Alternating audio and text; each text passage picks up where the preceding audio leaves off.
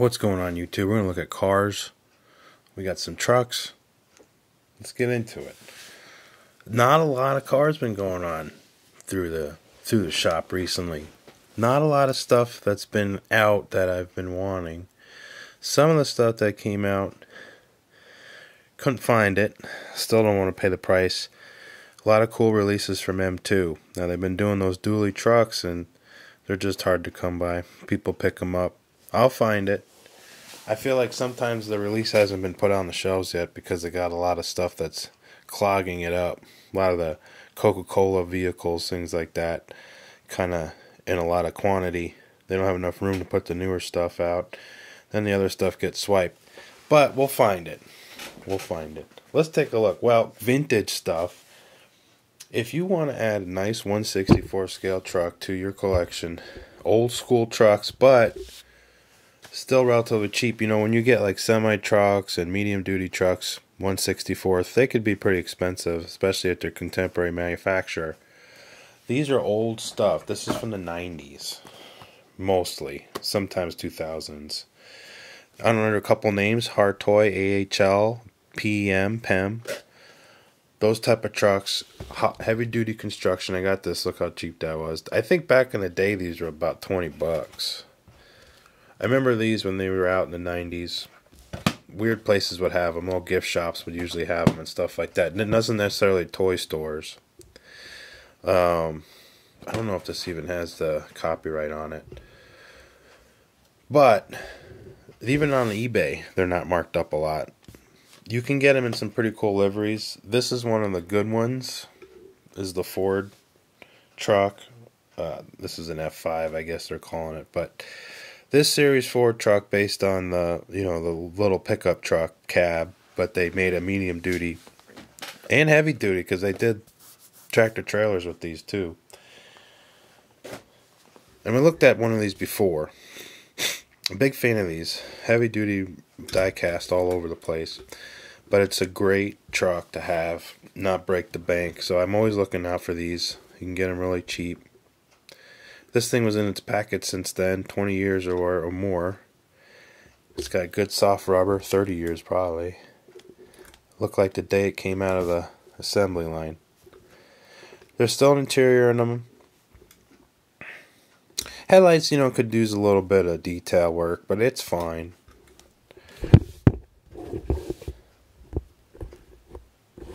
Fell over. Try to keep the base out of the camera, so has a little nose heavy. I don't even know if Flying A gasoline was real. It might be. A lot of this was licensed liveries. I just never seen this or remember this. But there was a lot of petroleum companies back then, a lot of regionals. Rolls awesome. So just a great old school truck. You got like stuff like this, kind of period stuff. Or this. So cool stuff like that kind of goes with it. Alright.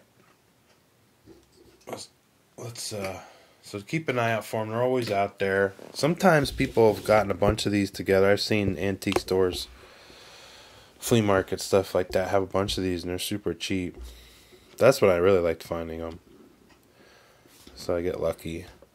I'm looking for the best one that they made. It's very rare. They made a cab over C-Series Ford that they also produced later with the PEM 1/64 trucks.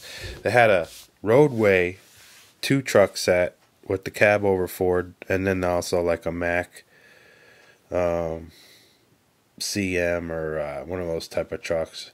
It was either that or Volvo day cab. It was kind of cool, but those are super expensive. Hopefully I find one with cheaper. Alright, there's old rig right there. Now let's look at this vehicle. I found the newest release on the pegs, so a little bit something new.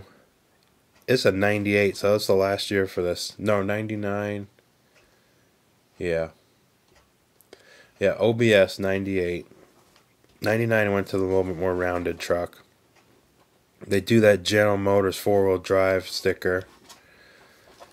And then the typography is all, license, so it looks good. All right. This is actually not a highly produced. This is one of 5250. Most of them are like 9 or 8500, 9000 run. So glad I picked this up. I don't get all the OBS trucks. There's been a lot. This one looked good. It's a nice factory look, but it's got like the aftermarket B-lock style wheels with like 35, 38s on it or something like that.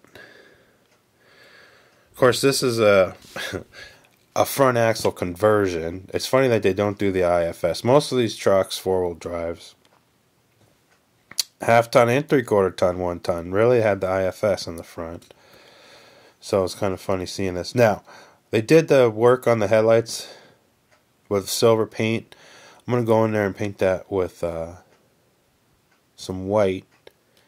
And then we're going to finish out the chrome around the headlights. That's not looking correct. So we'll get that changed. Now, they know to change the steering wheel. So they do update the interior.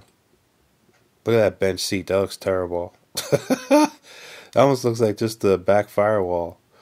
Anyway. So it had, it looks like they're still doing like the 88 dash. So it had a dash update, 98. It had that steering wheel. But that dash was rounded. So it's kind of funny. It's got a early model dash in it. That's okay. Just taking out the details. Let's look at this. Should have a stock motor in it. No, we don't. Got an LS in there. That's kind of funny. So maybe he just put the new front grille on, and based off a late 80s and early 90s. They have the gray paint, not chrome, for the bumpers. So they had trucks like that. It was a little bit more like silver painted. Wasn't chrome. Like the SL trim. That's what it looked like. SL. It's got a bench in it. No center console. No armrest. They also had one with the armrest that came down. Well, that's what we got. We got the little metallic paint, kind of heavy. But these are cool looking. This will clean up nice. And I like to add it to the OBSs that I got now. I got a few.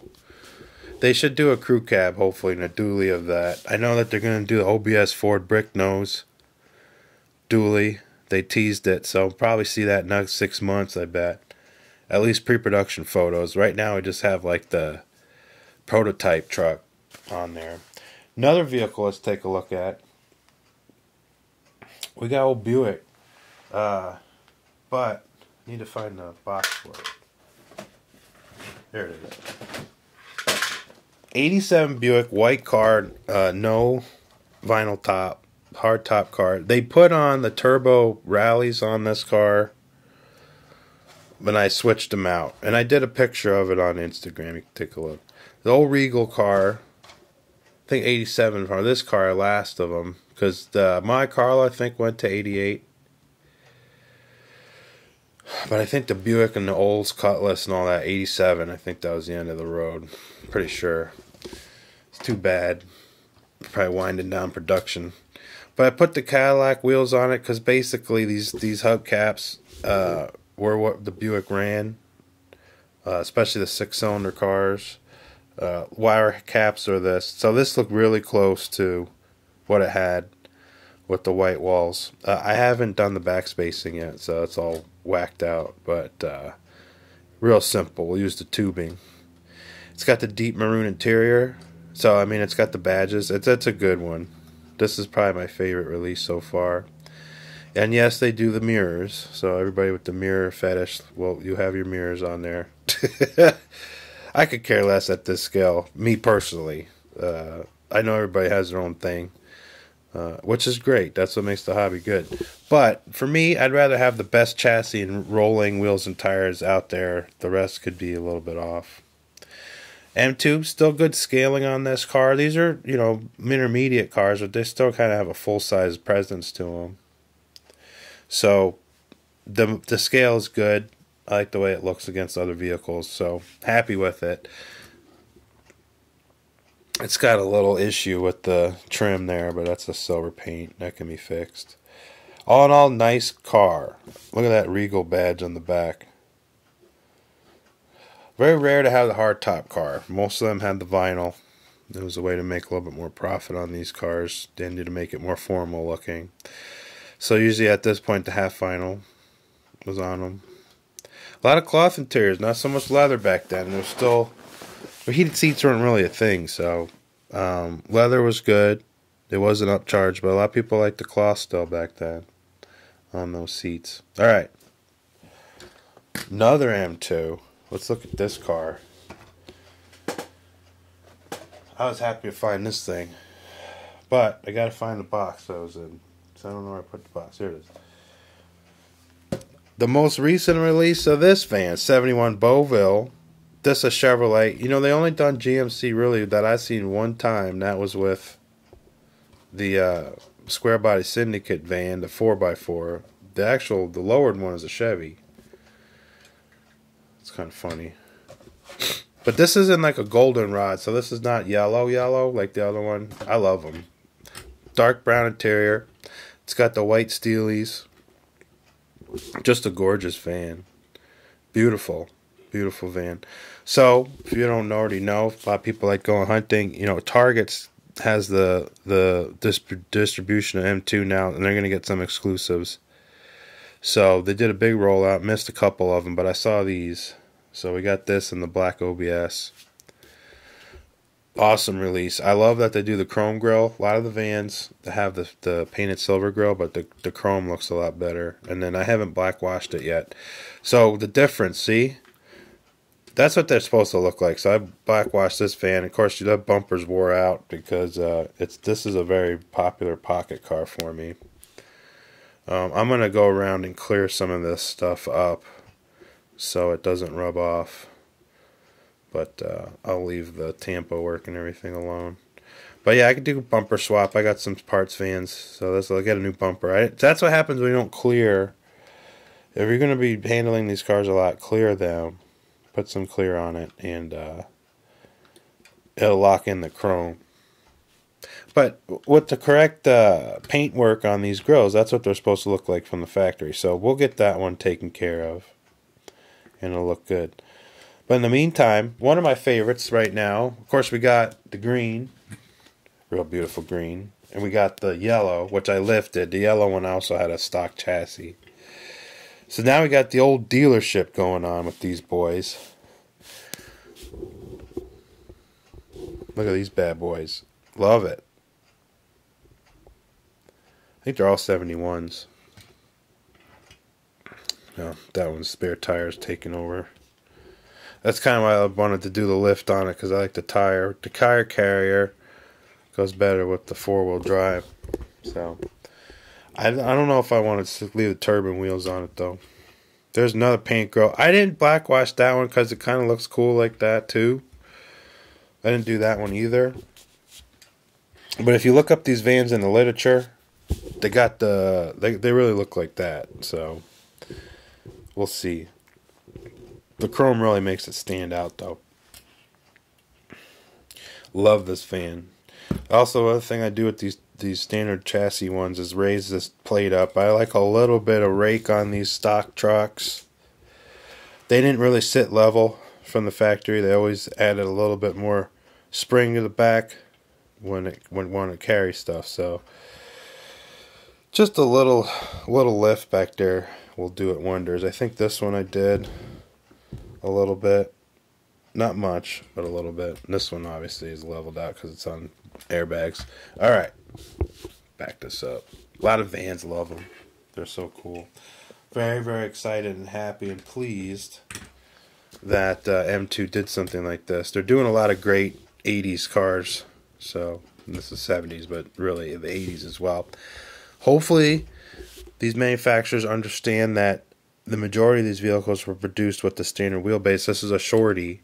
So maybe in the future we'll do a van that really, is a standard wheelbase, and then it'll look more appropriate, because that's really what the vans were. They weren't short wheelbase vans. That was kind of rare.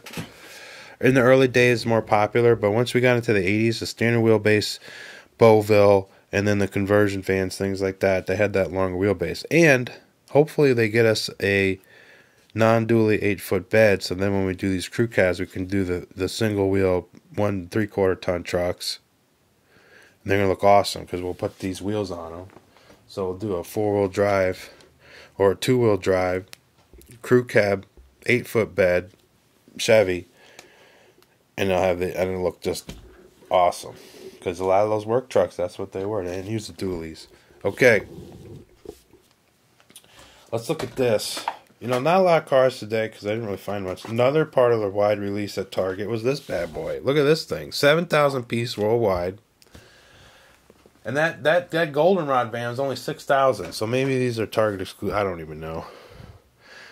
I don't know the ins and outs of M2 100% because I like the certain ones. This one's sweet. This will probably be a plastic-based truck with no opening features because they have 2 versions of this Patchies. But this looks sweet with the rims. Let's look at it together. Let's take it out of the package. So I'm going to save the card, but we're going to get rid of the blister, and we might save the base. You know. So I'm going to take the whole thing off. Alright, what we got back here is just another bunch of this stuff. Alright. A sip of water here.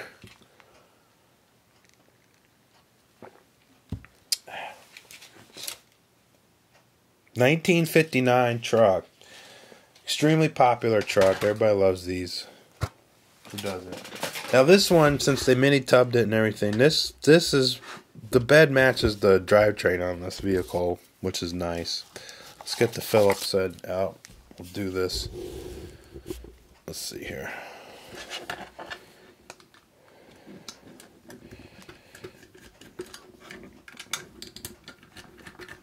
I love this thing. It's got probably 50 bits that comes are magnetic, and it's got a ball bearing up there. Very nice for this little stupid stuff that you always have to deal with.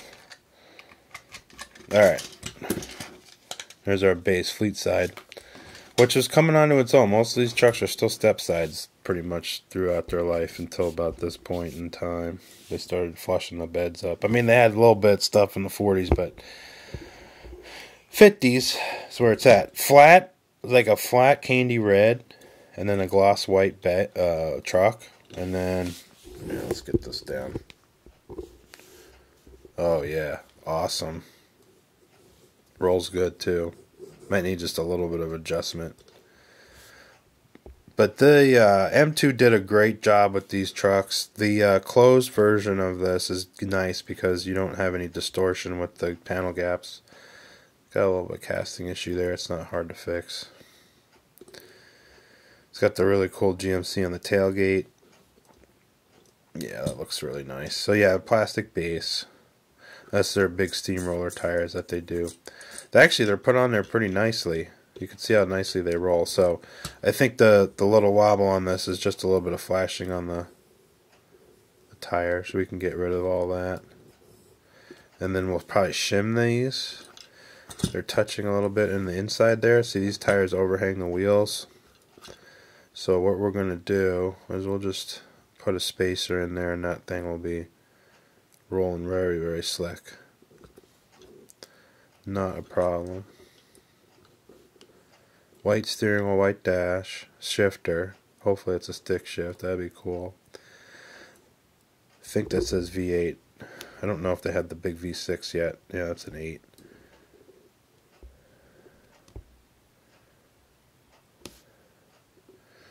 Alright. Now, one more car we'll look at. Just got today. You know, I'm still kind of on the fence about these vehicles, but we'll throw it in because it's kind of a short video.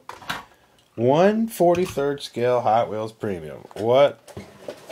They're going to be making some cool ones. This one was the one I had to have for my Mercedes collection.